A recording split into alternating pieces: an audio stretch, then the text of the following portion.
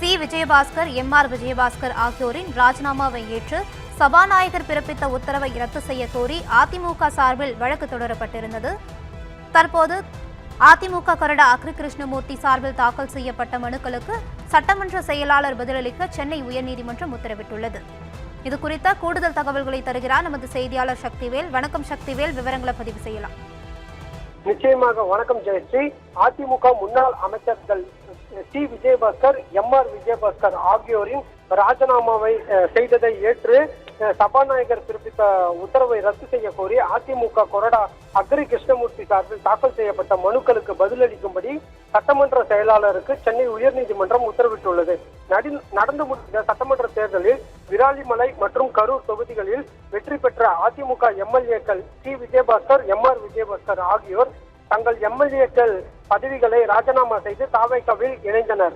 அவர்களின் ராஜினாமாவை ஏற்று சபாநாயகர் பிறப்பித்த உத்தரவை ரத்து செய்ய கோரி அதிமுக கொறடா அக்ரி கிருஷ்ணமூர்த்தி சார்பில் சென்னை உயர்நீதிமன்றத்தில் மனு தாக்கல் செய்யப்பட்டுள்ளது.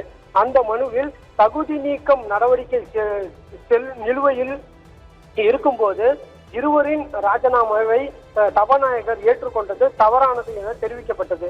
சபாநாயகர் மனதை செலுத்தாமல் இயந்திரத்தனமாக முடிவு எடுத்ததால் இந்த விவகாரத்தில் நீதிமன்றம் தலையிட வேண்டும் என கோரிக்கையும் வைக்கப்பட்டது. சபாநாயகரின் முடிவு அரசியல் சாசனம் மற்றும் இயற்கை விதிகளுக்கு எதிரானது எனவும் இந்த மனு மீதான இறுதி முடிவெடுக்கும் வரை விராலிமலை மற்றும் கரூர் தொகுதிகளுக்கு காலியானதாக அறிவிக்கப்பட்ட விவகாரத்தில் மேற்கொண்டு நடவடிக்கை எடுக்க இடைக்கால தடை விதிக்க வேண்டும் எனவும் இந்த மனுவில் கோரிக்கை வைக்கப்பட்டது.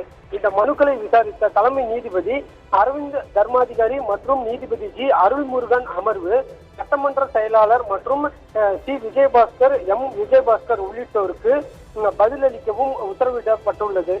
ஏற்கனவே 4 எம்எல்ஏக்கள் ராஜினாமாவை ஏற்று எதிர்த்த வழக்குடன் இந்த இரு வழக்குகளையும் சேர்த்து விசாரணைக்கு பட்டியலிட நீதிபதிகள் உத்தரவிட்டுள்ளனர். ஜெயஸ்ரீ,